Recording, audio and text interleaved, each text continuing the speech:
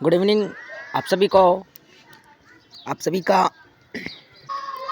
आप सभी का बहुत बहुत हार्दिक स्वागत है हमारी इस राजस्थान ज्योग्राफी की क्लास में। हम वर्तमान में राजस्थान के 19 नए ज़िलों के बारे में पढ़ रहे हैं ताकि आगामी किसी भी परीक्षा में राजस्थान के इन नए ज़िलों से पूछे जाने वाले प्रश्न का हर उत्तर हम दे सकें। और जो भी इस वक्त हमारे पास आंकड़े आए हैं उनको मद्देनज़र रखते हुए हम एक एक ज़िले का विस्तार से अध्ययन कर रहे हैं। और इसी सिलसिले में आज हम राजस्थान के एक नए ज़िले सलुम्बर ज़िले के बारे में पढ़ेंगे। किस ज़िले के बारे में पढ़ेंगे? तो आज हम पढ़ेंगे सलुम्बर ज़िले के बारे में। सलुम्बर ज़िले के बारे में आज हम पढ़ने वाले हैं। तो देखिए कि सलुम्बर को उदयपुर से काटकर बनाया गया। उदयपुर से काटकर सलुम्बर का निर्माण किया गया। और सलुम्बर में 4 उपखंड व 5 तहसील है। कितनी? तो 4 उपखंड व 5 तहसीलें सलुम्बर में स्थित है। कौन कौन सी तहसीलें? तो लसाड़िया है। इसके अलावा लसाड़िया है, सलुम्बर है, झल्लारा है, सराड़ा है और सेमारी है। तो 4 तहसीलों का नाम है सराड़ा, सेमारी, सलुम्बर, झल्लारा और लसाड़िया।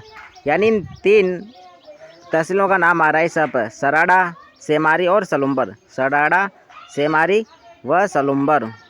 और ये झल्लारा और लसाड़िया। ठीक, इतना समझ में आया? तो कौन कौन सी तहसीलें हैं पहले आप तहसीलें याद कीजिए एक बार पुनः। तो है लसाड़िया, एक तहसील है लसाड़िया। एक है झल्लारा, एक है सलुम्बर, एक है सराड़ा और एक है सेमारी। तो उदयपुर से काटकर सलुम्बर का निर्माण किया गया।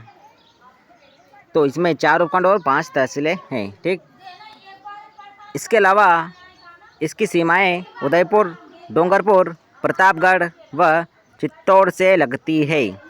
सलुम्बर की सीमाएं उदयपुर, डूंगरपुर, प्रतापगढ़ व चित्तौड़ से लगती है।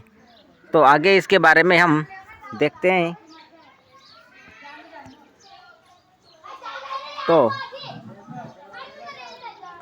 इसकी सीमाओं के बारे में देखते हैं। तो इसकी सीमाएं लगती है चित्तौड़ से, प्रतापगढ़ से, डूंगरपुर से और उदयपुर से।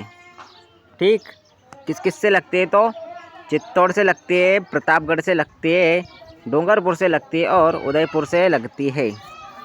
इतना क्लियर है? एक बार पुनः मैप की सहायता से समझने का प्रयास करते हैं। मैप की सहायता से ये है हमारा सलुम्बर ज़िला। कौन सा ज़िला? ये है सलुम्बर ज़िला। ठीक, और इसकी सीमाएं लग रही है इस प्रकार से। इधर ये चित्तौड़ से लग रही है। फिर इधर यह उदयपुर से इसकी सीमाएं लग रही है। फिर इसके बाद इधर डूंगरपुर से इसकी सीमाएं लगती है। फिर यह प्रतापगढ़ से इसकी सीमाएं लगती है। समझ में आया? तो 4 ज़िलों से सलुम्बर की सीमाएं लगती है। ठीक, एक बार पुनः समझने का प्रयास करेंगे। यदि अभी भी समझ में नहीं आता दोबारा से देखेंगे हम। तो यह है हमारा सलुम्बर, और सलुम्बर की सीमाएं किस किस से लग रही है? तो इधर ये चित्तौड़ से लग रही है। उसके बाद हम देखेंगे कि इधर यह लग रही है उदयपुर से। उसके बाद हम देखेंगे इधर यह लगती है डूंगरपुर से, और डूंगरपुर के बाद ये लगती है प्रतापगढ़ से। तो इन 4 ज़िलों से सलुम्बर की सीमाएं लगती है। क्लियर है आप सभी को इतना? कोई डाउट हो तो प्लीज़ कमेंट में ज़रूर आप हमसे प्रश्न पूछ सकते हैं। तो अब हम इसके बारे में कुछ बातें लिखते हैं ताकि लिखने से हमें बहुत कुछ याद होगा। तो हम चर्चा कर रहे हैं आज सलुम्बर से। कौन सा ज़िला हमारा? सलुम्बर। हमारा ज़िला है सलुम्बर। सलुम्बर का निर्माण किस प्रकार से किया गया? तो यदि पूछा जाए कि सलुम्बर का निर्माण किस प्रकार हुआ, तो उदयपुर से काटकर सलुम्बर का निर्माण किया गया। कहाँ से? उदयपुर से काटकर, उदयपुर से काटकर सलुम्बर का निर्माण किया गया। क्लियर है आप सभी को? अब इसमें कितनी तहसीलें हैं, कितने उपखंड हैं? तो इसमें 4 तो तहसीलें हैं। कितनी? तो 4 तहसील, 4 तो तहसीलें व नहीं, इसमें 5 तहसील व 4 उपखंड है। 5 तहसील व 4 उपखंड। तो 5 तहसील व 4 उपखंड, 5 तहसील व कितने? तो 4 उपखंड है। 5 तहसील व 4 उपखंड है। कौन कौन सी तहसीलें हैं? तो तहसीलों के बारे में देखते हैं कि 5 तहसीलें कौन सी है। 5 तहसीलें कौन कौन सी है ये? तो जैसा कि आपको याद है कि एक तो है सलुम्बर,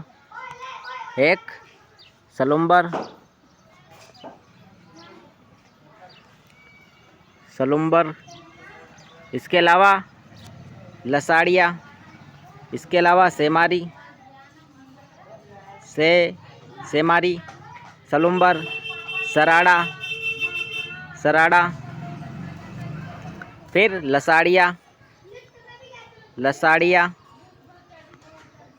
फिर झल्लारा। क्या? झल्लारा।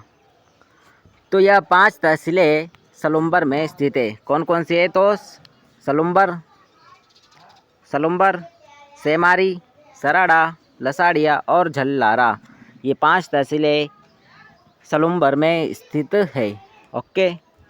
अब इसकी सीमाएं किस किस ज़िले से लगती है?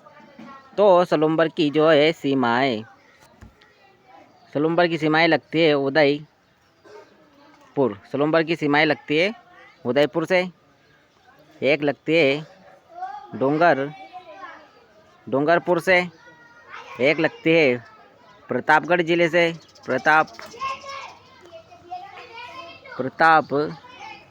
प्रतापगढ़ से, और चित्तौड़ से। तो इन 4 ज़िलों से सलुम्बर की सीमाएं लगती है। ठीक है। कौन कौन से ज़िले हैं? उदयपुर, प्रतापगढ़, डूंगरपुर और चित्तौड़गढ़। इन 4 ज़िलों से इसकी सीमाएं लगती है। ठीक। अब हम सलुम्बर के एक ऐतिहासिक जो परिदृश्य है, सलुम्बर का जो इतिहास है उसके बारे में हम देखते हैं। ठीक। तो सलुम्बर का क्या इतिहास रहा, उसके बारे में देखते हैं। सलुम्बर का जो इतिहास है, क्या इतिहास है सलुम्बर का, एक बार उसके बारे में हम चर्चा कर लेते हैं। तो ये सलुम्बर मेवाड़ राज्य का प्रथम श्रेणी का ठिकाना था। सलुम्बर मेवाड़ राज्य की प्रथम श्रेणी का ठिकाना था। ठीक। सलुम्बर का इतिहास क्या है, तो एक बार पूरी तरह डिटेल में देखते हैं कि राणा लाखा के पुत्र थे चुंडा, जो कि राणा लाखा के वारिस थे। क्या हुआ कि रणमल जो है हंसाबाई के विवाह का प्रस्ताव लेकर राज दरबार में आता है। तब रणमल जो है, ऐसा कहा जाता है कि जो शगुन का नारियल है वो राणा लाखा के हाथों में सौंप देता है। तब राणा लाखा कुछ व्यंग्य करता है। तब चुंडा जो है नाराज़ हो जाते हैं और एक भीष्म प्रतिज्ञा ले लेते हैं कि आज मैं इस राजगद्दी पर नहीं बैठूंगा, ना ही मेरे वंशज इस राजगद्दी पर बैठेंगे। तो इस प्रकार से चुंडा जो है वे प्रतिज्ञा ले लेते हैं, इसलिए इन्हें मेवाड़ का भीष्म पितामह कहा जाता है। तो तभी से चुंडा के वंशज चुंडावत कहलाए और इन्हें सलुम्बर ठिकाना दिया गया, जो कि मेवाड़ का प्रथम श्रेणी का ठिकाना था। और फिर मेवाड़ की राजगद्दी पर मोकल बैठे। तब राणा लाखा ने चुंडा को कुछ अधिकार दिए, कुछ महत्वपूर्ण अधिकार इन्हें दिए गए। तो चुंडा को कुछ महत्वपूर्ण अधिकार दिए गए, जैसे कि मेवाड़ में यदि पट्टा जारी होगा तो सबसे पहले साइन चुंडावतों के होंगे।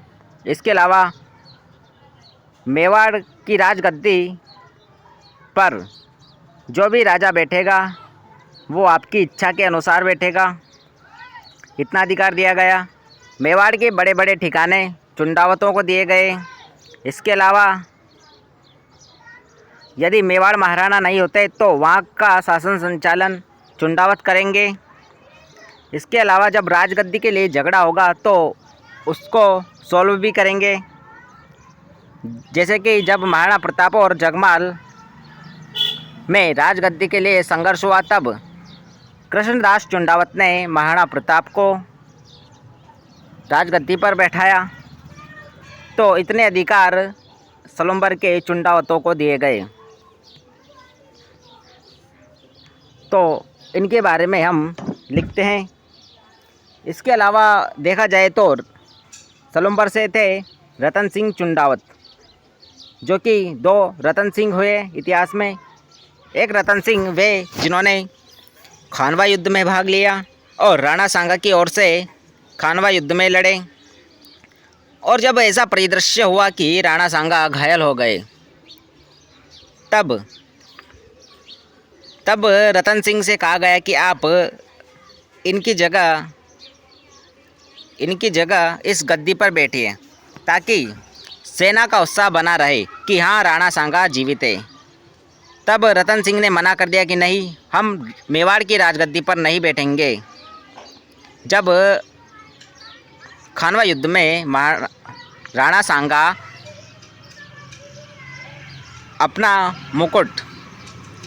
राणा सांगा का मुकुट रतन सिंह को दिया गया, तब रतन सिंह ने मना किया कि नहीं, हम मेवाड़ के महाराणा का मुकुट और राजगद्दी धारण नहीं करेंगे। तब झाला अज्जा को मुकुट और छत्र दिया गया, ताकि सेना में उत्साह बना रहे कि हाँ, राणा सांगा युद्ध के मैदान में उपस्थित है।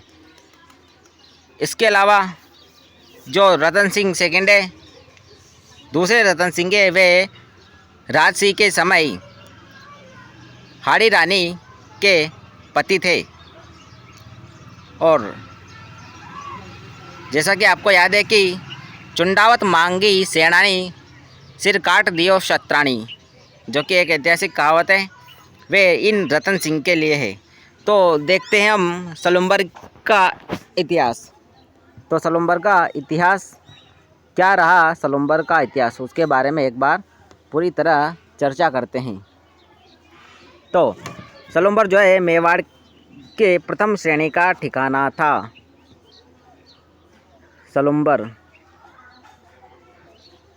सलुम्बर ये क्या है, मेवाड़ की प्रथम श्रेणी का ठिकाना। मेवाड़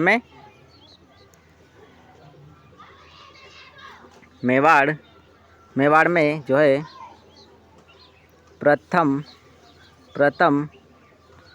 श्रेणी का ठिकाना था। सलुम्बर मेवाड़ में प्रथम श्रेणी का ठिकाना था। इसके अलावा रतन सिंह, तो रतन सिंह, अब ये रतन सिंह कौन से हैं, तो जिन्होंने खानवा युद्ध में भाग लिया। तो सलुम्बर से कौन थे, रतन सिंह, जिन्होंने खानवा युद्ध में भाग लिया। ठीक है, तो सलुम्बर से थे रतन सिंह, जिन्होंने खानवा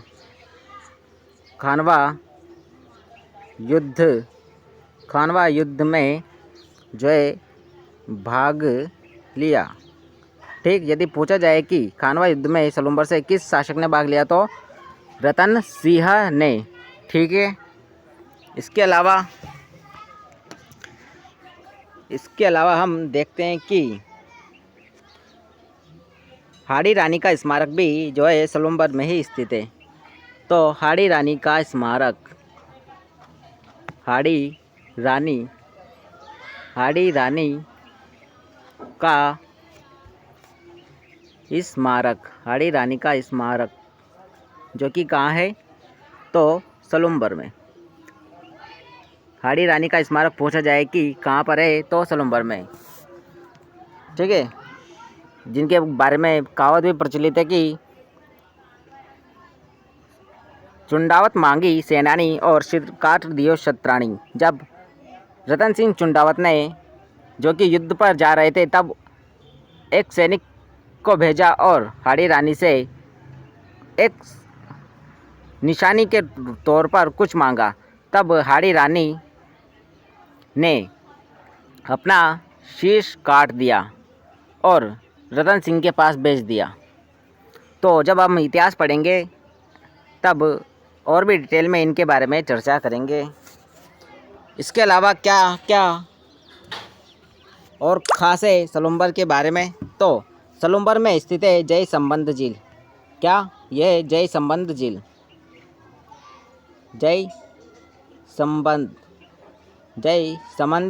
झील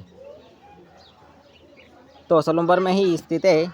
इस प्रकार से जय संबंध झील, इसे डेबर झील भी कहते हैं। क्या कहते हैं? तो डेबर झील भी इसे कहते हैं।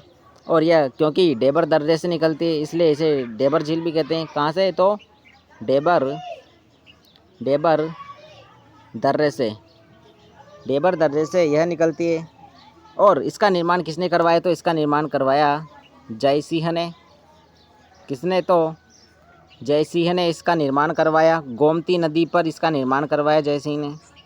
कौन सी नदी पर? तो गोमती नदी के पानी को रोककर इसका निर्माण करवाया गया। गोमती नदी के पानी को रोककर।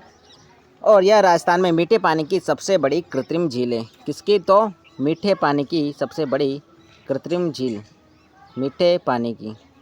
ठीक, मीठे पानी की सबसे बड़ी कृत्रिम झील है। इसके अलावा इस पर जो है 7 टापू है। इस प्रकार से इस पर कितने टापू? तो 7 टापू है। 7 टापू है।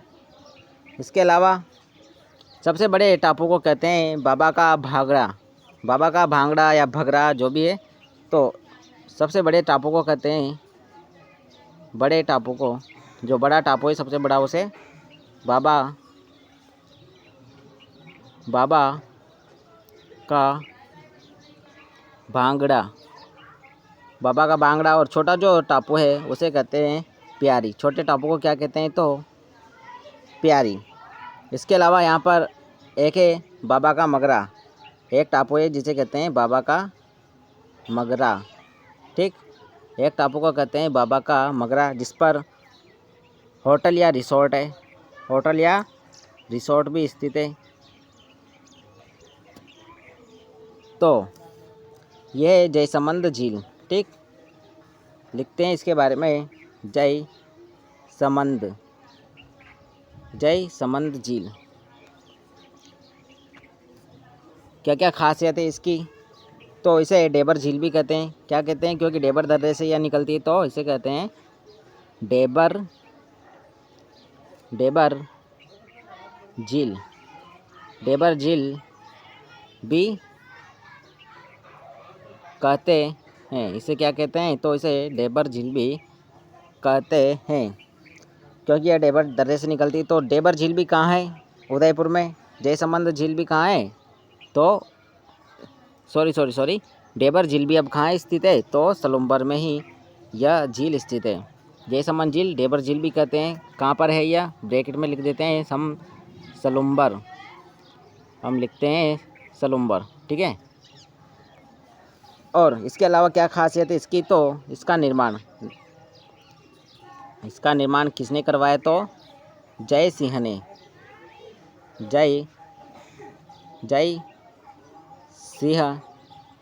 इसका निर्माण करवाया।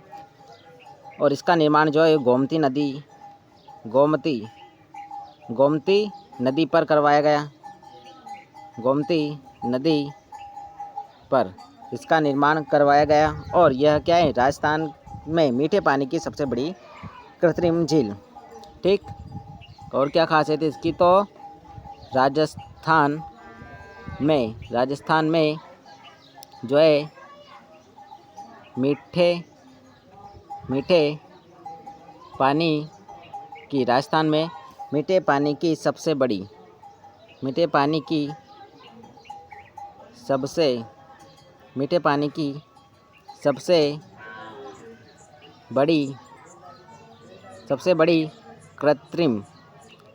कृत्रिम यानी मानव निर्मित, कृत्रिम यानी क्या होता है, तो मानव निर्मित झील। तो मीठे पानी की सबसे बड़ी मानव निर्मित झील भी कौन सी है, तो जयसमंद। तो जयसिंह ने इसका निर्माण करवाया, गोमती नदी पर इसका निर्माण करवाया। और राजस्थान में मीठे पानी की सबसे बड़ी कृत्रिम झील इसे कहा जाता है। ओके, इतना क्लियर है आप सभी को। इसके अलावा जयसमंद झील में कितने टापू हैं, तो इस पर 7 टापू हैं। कितने टापू, तो 7 टापू हैं। कौन कौन से हैं, तो सबसे बड़ा टापू जिसे कहते हैं बाबा का भांगड़ा। क्या कहते हैं, बाबा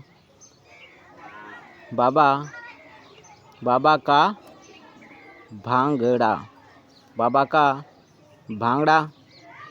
इसके अलावा छोटा टापू, इस झील का सबसे छोटा टापू उसे क्या कहते हैं, तो इसे कहते हैं प्यारी। तो 7 टापू हैं, बड़ा है बाबा का भांगड़ा और छोटा है प्यारी। इसके अलावा एक टापू है जिसे कहते हैं बाबा का मगरा, जिस पर होटल या रिसोर्ट है। तो बाबा का मगरा, और इस पर क्या है, तो इस पर है होटल या रिसोर्ट। वर्तमान में इस पर होटल, रिसोर्ट या होटल, ठीक, स्थित है। इसके अलावा और क्या क्या खासियत है सलूम्बर ज़िले की, उनके बारे में देखते हैं। तो अब आपने देखा है कि जयसमंद अभ्यारण्य भी है, जयसमंद एक अभ्यारण्य भी है। और जयसमंद अभ्यारण्य को जलचरों की बस्ती भी कहते हैं। जयसमंद अभ्यारण्य को जलचरों की बस्ती भी कहते हैं। तो जयसमंद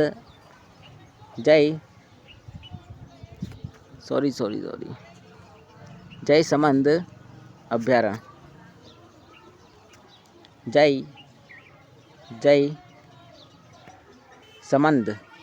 जयसमंद अभ्यारण्य, यह भी कहाँ है, तो यह भी अब आ गया है सलूम्बर में। कहाँ पर स्थित है यह भी, तो यह भी स्थित है अब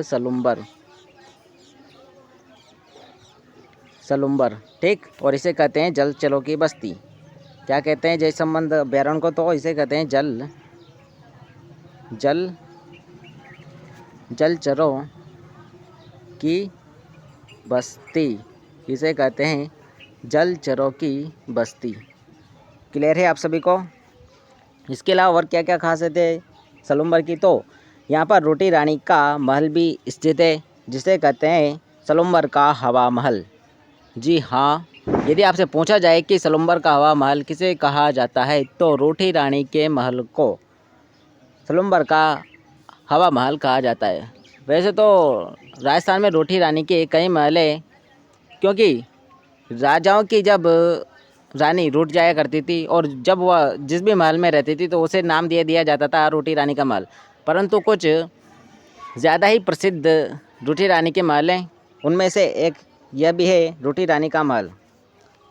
एक रोटी रानी का महल तारागढ़ दुर्ग की तलहटी में भी स्थित है, जैसा कि आपने सुना भी होगा। तो एक यह भी है रोटी रानी का महल, रोटी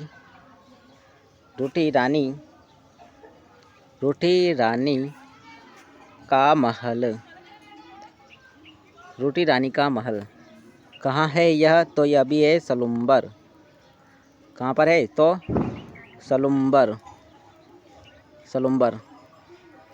तो इसे क्या कहते हैं, तो सलूम्बर का हवा महल, इसे सलुम्बर का हवा महल कहा जाता है। इसे सलुम्बर का हवा महल कहा जाता है। ओके, तो इसके अलावा देखिए कि सलुम्बर का संस्थापक कौन था। यदि पूछा जाए कि सलुम्बर का जो है संस्थापक कौन था, तो भीम सिंह चुंडावत सलुम्बर के संस्थापक थे। कौन? तो भीम सिंह और चुंडावत, भीम सिंह चुंडावत ये सलुम्बर के संस्थापक थे। सलुम्बर के संस्थापक क्लियर है आप सभी को? तो सलुम्बर के संस्थापक जो है वो है भीम सिंह चुंडावत।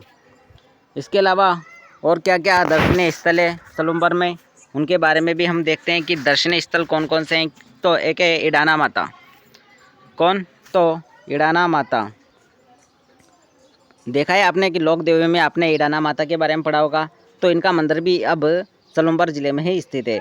और ऐसा कहा जाता है कि यहाँ पर वर्ष में कई बार आग लग जाती है, तो यहाँ जो माता है वह अग्नि स्नान करती है, इसलिए इन्हें अग्नि वाली देवी भी कहा जाता है। इडाना माता को अग्नि वाली देवी भी कहा जाता है। इसके अलावा यहाँ पर है गोषण बाबा का मंदिर। किसका? गोषण बाबा का मंदिर, जो कि कहाँ है?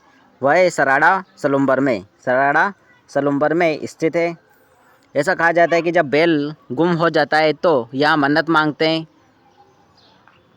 ठीक है, तो एक है इडाना माता। कौन सी माता? तो इडाना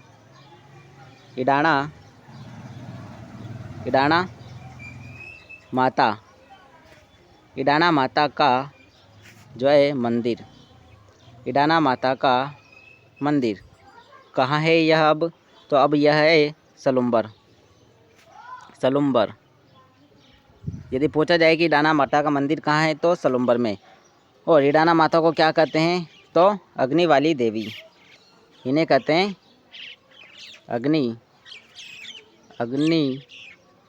अग्नि वाली देवी इन्हें कहा जाता है। ठीक, अग्नि वाली देवी कहा जाता है। ठीक है, कहा जाता है। कौन सी देवी? तो अग्नि वाली देवी कहा जाता है। इसके अलावा है गोषण बाबा का मंदिर। ठीक, तो गोषण बाबा इनका मंदिर भी कहाँ है अब? तो इनका मंदिर भी है सलुम्बर में। गोषण बाबा का मंदिर, गोषण बाबा का मंदिर, यह भी कहाँ है? तो सराड़ा सलुम्बर में। सराड़ा सलुम्बर। ठीक है, सराड़ा सलुम्बर। गोषण बाबा का मंदिर भी कहाँ है? तो सराड़ा सलुम्बर में है। इसके अलावा आपने सुना होगा सराड़ा की जेल, जहाँ पर भूरेलाल भैया को कैद किया गया था। सराड़ा की जेल में भूरेलाल भैया को कैद किया गया था, जिसे मेवाड़ का काला पानी कहा जाता है। ठीक है, सराड़ा जेल को मेवाड़ का काला पानी कहा जाता था और भूरेलाल भैया को यहाँ पर कैद किया गया था। ठीक है, तो हम लिखते हैं सराड़ा जेल।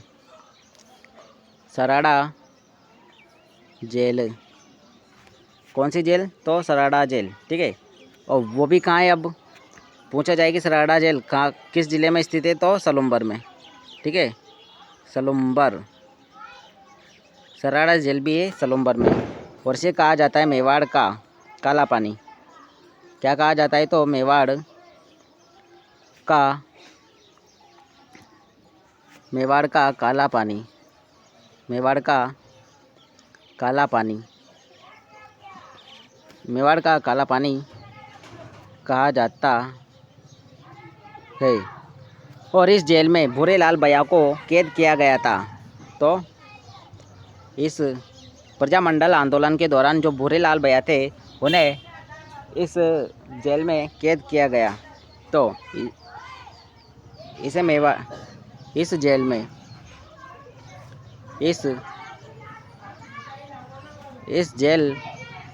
इस जेल में भूरे लाल बया। कौन? तो भूरे लाल बया को कैद किया गया। भूरे लाल बया को इस जेल में कैद किया गया। इसके अलावा मेवाड़ में स्थित है चावंड का क्या इतिहास है? तो जैसा कि आपको पता है कि महाराणा प्रताप ने लूणा चावंडिया को मारकर चावंड पर अधिकार किया और चावंड महाराणा प्रताप की अंतिम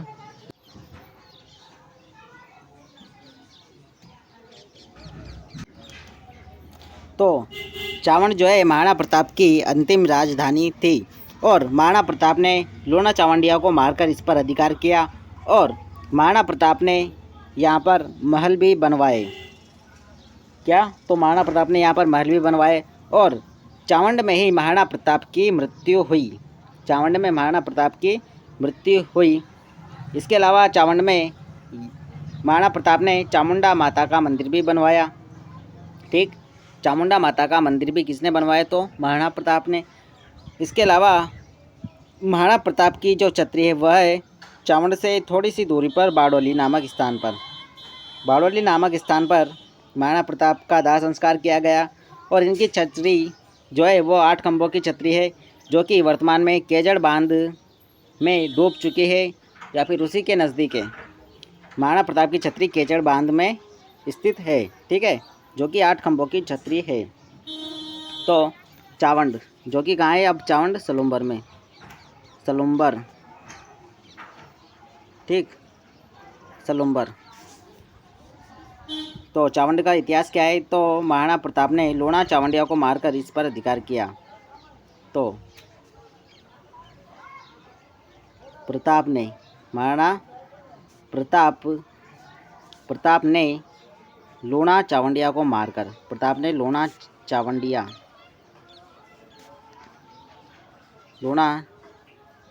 चावंडिया को हराकर अधिकार किया।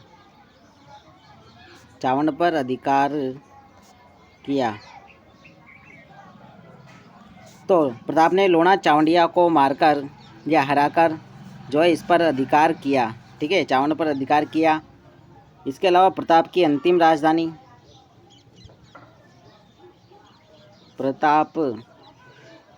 प्रताप की जो है अंतिम राजधानी कौन है? तो वह भी है चावंड। अंतिम राजधानी प्रताप की अंतिम राजधानी कौन है? तो वह भी है चावंड। ठीक है, और यहाँ पर महाराणा प्रताप ने क्या बनवाया? तो चामुंडा माता का मंदिर भी बनवाया। तो चामुंडा माता का मंदिर बनवाया। महाराणा प्रताप ने यहाँ पर चामुंडा माता का मंदिर बनवाया। ठीक है, इसके अलावा प्रताप की छत्री महाराणा प्रताप की जो है छत्री वह कहाँ है? तो वह है बारडोली। ठीक है, बारडोली जो कि कहाँ है? तो सलुम्बर। ठीक है, और कितने खंभों की है? तो 8 खंभों की। 8 खंभों की जो कि केजड़ बांध में, ऐसा कहा जाता है कि केजड़ बांध में डूब चुकी है। ठीक है, तो केजड़ बांध के निकट है। ठीक है, इसके अलावा और क्या क्या इतिहास है, क्या क्या जानकारियाँ हैं जो कि हमें याद होनी चाहिए सलुम्बर के बारे में? तो आपने सुना होगा माही नदी की सहायक नदी सोम और जाखम के बारे में। माही नदी की सहायक नदियाँ जो कि सोम और जाखम है। तो मैप की सहायता से हम इसे समझने का भी एक बार प्रयास करते हैं।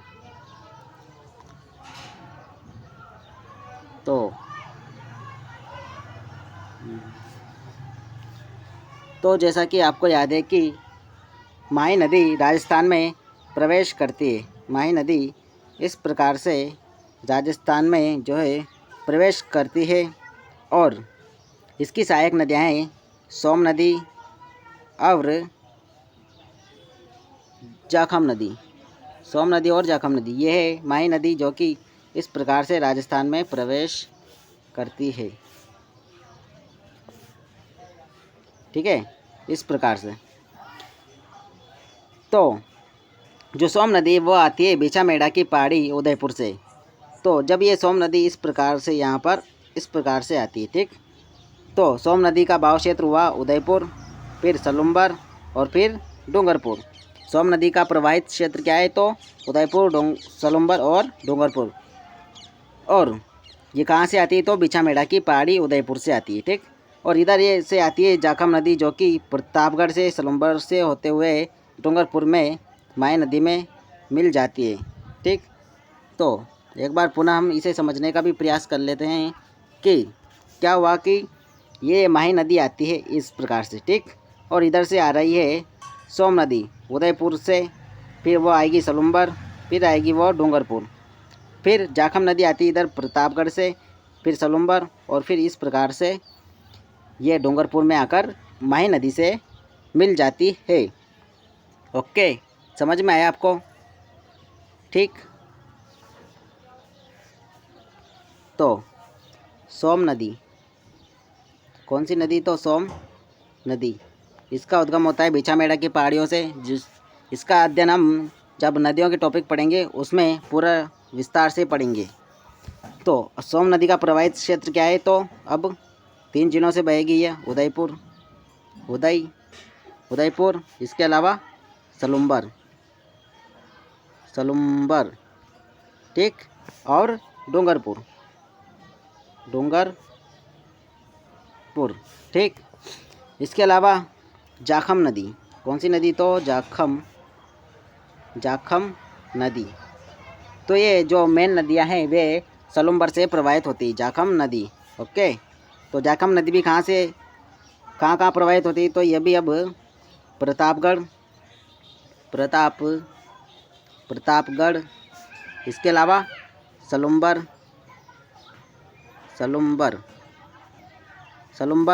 और डूंगरपुर।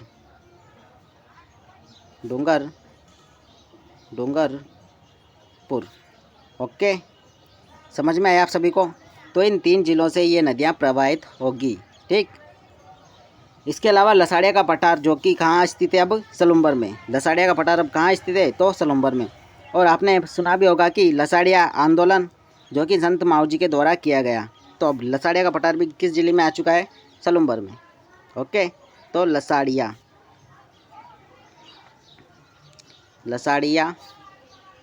पठार किस जिले में स्थित है? लसाड़िया पठार अब यदि पूछा जाए कि किस जिले में तो है तो सलुम्बर में।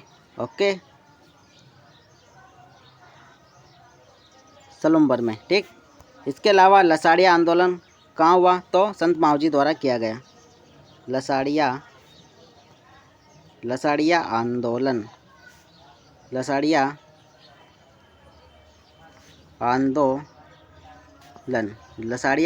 आंदोलन किसने किया तो संत माऊ जी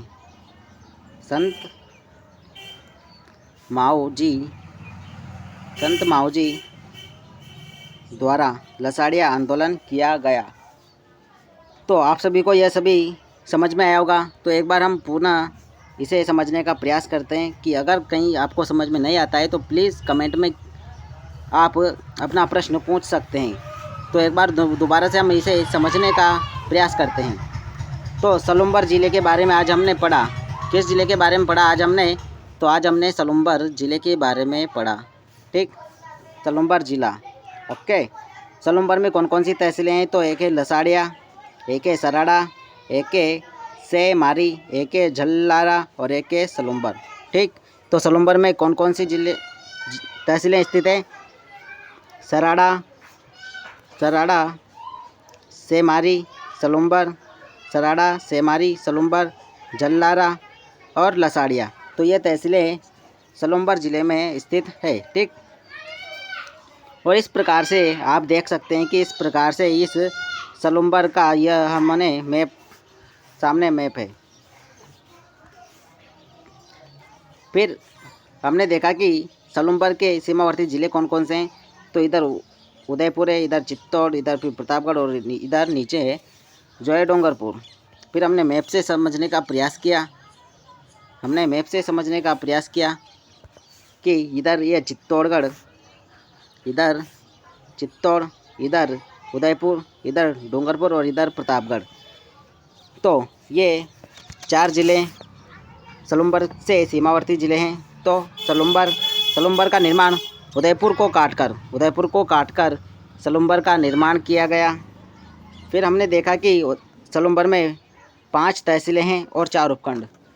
5 तहसील और 4 उपखंड हैं। इसके बाद हमने देखा कि 5 तहसीलें कौन कौन सी हैं। तो सलुम्बर में 5 तहसीलें हैं। एक तो है सलुम्बर, एक है सेमारी, एक है सराड़ा, एक है लसाड़िया और एक है झल्लारा। सलुम्बर, सेमारी, लसाड़िया, सराड़ा और झल्लारा, यह 5 तहसीलें सलुम्बर में स्थित है। इसके अलावा सलुम्बर के सीमावर्ती ज़िले कौन से हैं? तो उदयपुर, प्रतापगढ़, डूंगरपुर और चित्तौड़, ये इसके सीमावर्ती ज़िले हैं।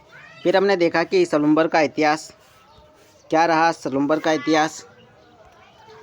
तो सलुम्बर जो कि मेवाड़ में प्रथम श्रेणी का ठिकाना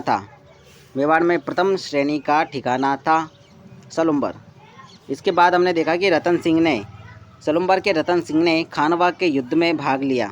पूछा जाए कि खानवा युद्ध में सलुम्बर के किस ठिकानेदार ने भाग लिया? तो रतन सिंह ने।